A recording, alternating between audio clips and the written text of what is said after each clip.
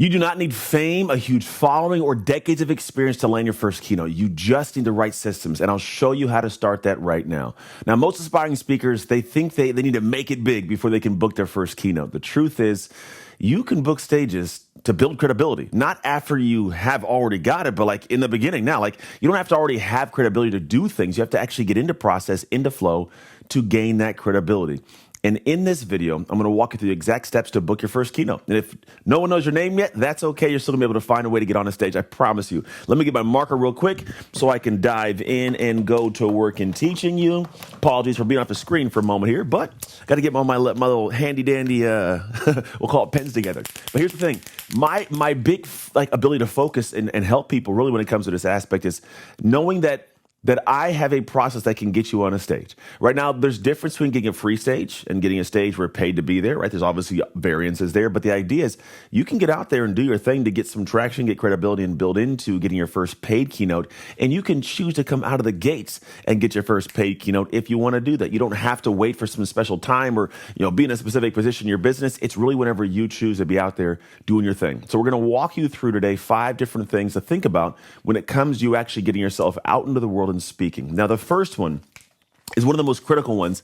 If you ever watch any of my content, you might be able to guess this because it's one of the most critical ones. If you're just here for the first time, you need a $1 million message.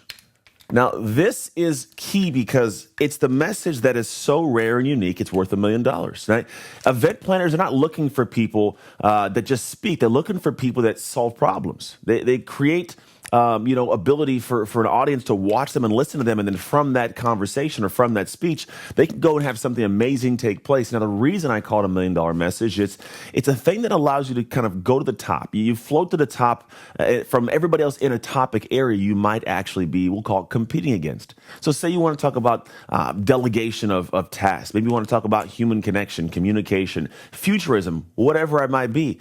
When you get out into the world, other people are talking about similar things. In fact, the people looking to book you are booking people specific for that area. They're looking for different variances, different options. Now, they're going to look at probably, say, 15, 20 people. If 10 of them look the same, they're not going to really look at those 10. Sounds crazy, but if it's 10 people saying the same exact thing, the person goes, I need something fresh. I need something new, something a little bit more unique, right? So if you're one of those 5 people that have a different message that stands out because it's rare and unique while still being in that same topic area, well, now you have a different stretch. Now you can be of more service and more value to that actual person. So what you want to do is craft a sentence that is able to clarify what it is you do for people. So it could be, I help blank, which would be an audience, overcome blank, a challenge, so they can blank a result. So I could say, for example, I help teams and individuals overcome a lack of, we'll just call it a lack of grit, so they can accomplish any goal that the team has in front of them. I can make something up right there, right? But for me, what I do is I help individuals and teams optimize their identities for peak performance so they can show up to defining moments with a mentality of, I've done too much work in the dark to lose in the light. Like, that's what the dark work brand for me is. And when I go into the world and I teach people, you can simplify it down. It's actually what people need, because when you communicate your message, if it's too creative or too cute and not clear, you lose people. So when people say, what do you speak about? I say dark work. They go, what's dark work? It's the work you do in the dark that allows you to win in the light. There's a lot of angles I can attack this conversation piece with, but if you don't have a unique message like mine's dark work, and you can look at books that have them. Made to Stick's a $1 million message. We got Believe It is a $1 million message. Expert Secrets, $1 million message. Broadcasting Happiness, $1 million message. Who Not How, $1 million message. They're all messages on books. And we think that they're reserved for just book titles. They're actually reserved and should be used in your speech, in your big brand, because when you have that kind of language, now you separate yourself. It's something new and fresh and unique that the person looking to book a speaker is actually hoping to find. They want something that's not the same that everybody else has heard. They want to look different. They want to stand out, and you help them do it when you have something unique. So you want to make sure you have clarity of message. It is valuable, and it goes out in front of you. This is what I call a $1 million message. Without this message, you're just hoping someone likes you enough, or you got a connection to get somewhere. It's not how it works. Now, point 2, I want you to listen to this. Start small, but then I want you to think big. I'm gonna make that uppercase for the big. Think big. Now, what do I mean by this? Well, you don't want to wait for a Fortune 500 events, right? You want to begin with local associations, chambers of commerce, networking groups, things that are local. And you want to find niche industry conferences, different associations, different groups that, like, think about it. If you happen to have an HR company, you may be part of an association for HR managers at at a conference going on. But what happens is you're going to have all these different HR managers from different companies come to your venue. Well, for me, I may go out and choose to do a breakout room. Maybe I can get the keynote for the event, but I want to find a way to get myself in front of as many people. But here's the big piece. I want footage, I want testimonials, and I want momentum, right? So you want to start small. Start locally, get footage, bring a different device. There's a great device called a Pivo. It'll actually allow you to put your camera on there and you can let it track you while you speak. You don't even need a photographer. You can also hook in what's called a Rode I think it's a Rode Wireless Go. You can use a Comica mic, which are just little devices. You see nowadays they clip them on their neck and they have like a little bushy thing here for the microphone. I have one I could use, but I like to use this one personally. I'm a speaker, so I like to use a speaker's headphone or speaker's microphone. But the idea is when you start to go out to the world, you can do smaller events. And then in doing these smaller events, what you're doing is getting footage. You're getting testimonials. You're getting momentum that's required for you to position yourself to the bigger Fortune 500 companies later on. Like if they're not going to put someone on their stage that's not vetted, that's not tried and true. Now, you don't have to have been on another Fortune 500 stage to do that. The first time I got a T-Mobile gig, I'd never been on a stage that big, but I had the assets. I had the testimonials. I had the videos. I had clarity of message, my $1 million message. So they took a shot at me. And what happened was it turned out amazing for them, for me, for my business. Everything grew. But since then, I've been able to get on Fortune 100 stages. It's not an accident, though. I started small. I had a big dream of where I want to get to, and I built slowly into doing it, which is the same thing you got to do. So don't get to the point of diminishing local stages that seem like they're too small or too out of reach. The small stages, those are the ones that help you get leverage, go to the next piece of your business, to be able to grow to more people, to bigger brands, all those great things. Now, number 3. Hey, I hope you're enjoying this video right now. Now, I want to let you know I have a training coming up. And in this training, I unpack my entire speaking business system. It's called the Speak to Freedom Formula. Now, in this system, I unpack what's literally taken me from $0 to 7 figures a year in my speaking business. And it's something that you can actually do for yourself. So all you have to do to get access to this is you can click the link that's in the description below and it'll take you there, or wait till the end of the video, check it all out and get over there. But no matter what you do, don't miss that. All right, that's it. Let's get back to the video. This is one that most people will struggle with because of the ego. You don't want to look bad to people you know, but here's what you have to do. You have to leverage, write this down, leverage, direct outreach. Now, I have found that for me, over the years playing professional football and college football, I don't mind being told, no, we're getting not the best outcome. Like, I know what it's like to get chopped up and look stupid and have to keep doing your thing, right? We had film every day. I'd go do my thing. I'd watch film. Wasn't that great? Go back and do it again. So I have this thicker skin for feedback. Now, most people do not do outreach because of fear of rejection, fear of not getting responses, and fear of like, what if it doesn't pan out? So what I've found is that you have to do outreach at a high level to let the world know you exist. And by sheer law of averages, you'll find yourself in position to get more bookings. So what you have to do is in the beginning, you must send at least 10 to 20 targeted emails at minimum per week. You really want to get to the point of doing that per day.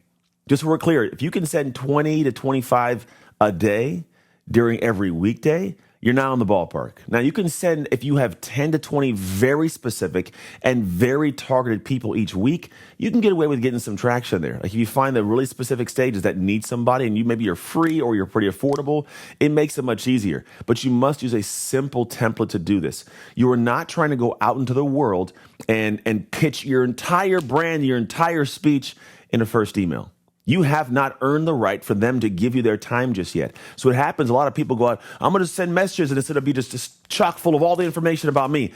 That's good, but think about when you get emails like that. I don't know this person. What makes you think that I'm going to give you all of my time? And I just met you. Like, I don't even know if I should pay attention to you. And this dance goes on, whereas your first email should be simple. Introduce who you are. Highlight the outcome of what your work is that you do. Ask for a quick call. That's it.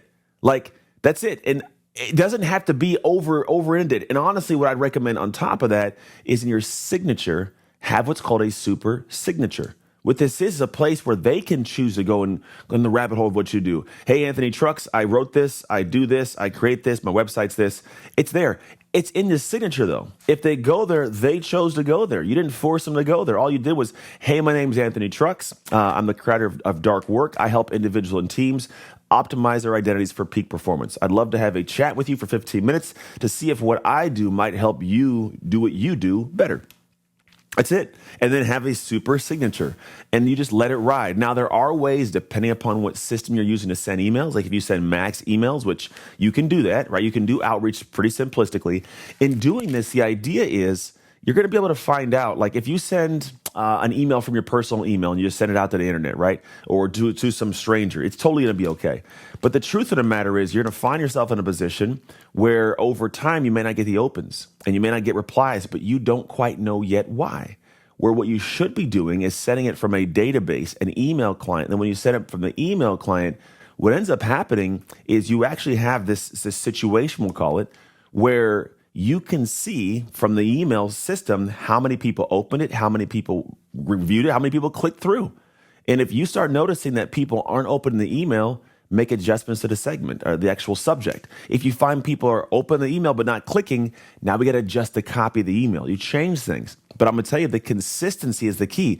Consistency compounds. Every single outreach over time, it plants seeds for more and more engagement. You also can't expect one email to do the whole thing. You're going to get one email out there, which is great.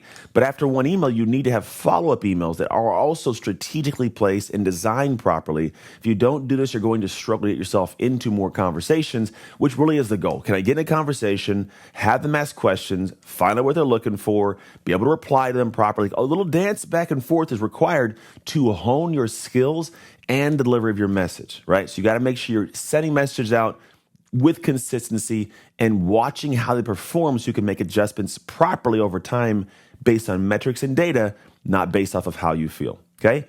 Now, point number 4, you want to offer, here we go, offer flexibility. Now, I recommend doing this as early as possible. When I first was starting out, I was going out and charging my fee, right? But I realized that when I wanted to get into places, there needed to be some incentive for someone to take a shot on me. It was a new guy. You can, and I believe in the beginning, it would be smart to waive or reduce your fee in the beginning, but do it strategically, right? Frame it as an investment. Like I normally charge X, but I'd love to serve your group and build a relationship so I can collect testimonials and referrals as real currency later on. Now, you don't say that you want to collect testimonials and referrals. I'm just telling you that as a person talking to you. But what I typically just verbiage say, I normally charge X for my speaking fee, but I'd love to serve your group and build a relationship. That's it. Now, when I'm doing it, I want to collect testimonials. I want to get referrals because that's the real currency. They got to see me do something. They can vouch for me. I did a good job. They can tell somebody else who can at some point in time pay me. That's a big piece of it, right? But when I first got started, I actually took a 50% cut on a $25,000 keynote.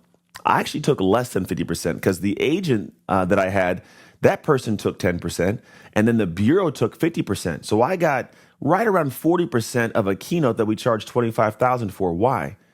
It was for T-Mobile. And if I could get this agent to push me through and the bureau to push me through to get me on and kill it, I'm a safe bet. And sure enough, we did. I got it through. I got booked for the stage. I killed it. And I might still be the highest rated speaker in T-Mobile history. And what happened was that bureau partner loves me. The agent was able to get something great take place. So I made less in that moment, but now it's in the radar of all these other bureaus because I beat out their longtime speakers, right? It was an investment and it was an actual strategy to go, I'm going to take a hit here to make more later. So starting out, incentivize people to book you by offering your fee at a lower fee just to get in the door so you can later on collect the assets you need to be able to get yourself booked at higher stages, right? Now, the last piece of this is a critical piece. You must build a 360 speaker page. Now, you don't have to have anything crazy here. To be honest, I think the simplicity is going to be the power, right? You can make a one-page PDF or a landing page or make a landing page from a one-page PDF, whatever you want to do. But there should be a bio, your $1 million message. You should have one signature talk, one that you do, and talk about how it can be modified to fit the audience. You want a professional photo or video if you have one. You definitely want testimonials, and you want it to be looking pro. Because when people look at that, they notice whether or not you're of value to be on the stage that matches their brand. If your quality doesn't match the quality of their brand, you don't get that booking. So it's got to match and look beautiful, right? So when I'm doing this, I'm creating a page and I say 360. It covers all the bases that somebody might want or might need to know to consider talking to you. Not booking you just yet, but talking to you. Most people think that I got to have a page that they can check out and pay for me and we schedule a time on the calendar like I'm booking a podcast. It don't work that way in this industry. You got to go out into the world and do something great, have a conversation, and let the audience or the person who's booking you for their audience know how you would refine your message, what your message is about, how it could fit their audience. So you're looking to have a page that makes them curious and honestly just excited to talk to you because what you do might serve their audience. Doesn't mean you get booked. So the page's job is to get a call booked. Now, your first keynote, it's not about being famous. It's about being focused. So my recommendation is to start small, stay consistent, and your first gig will come sooner than you think, I promise you. Now, if you want help with this, exact templates, process to structure things, building all these things out, head to speaktofreedom.com. I'll show you exactly how my company does this for people. It's a blast. We have over 650 clients we've served in an amazing way to build impactful, income-producing speaking businesses. So go to speaktofreedom.com. If you just want more information from me for free, I'm happy to keep sharing it. Just stick around and watch the next video.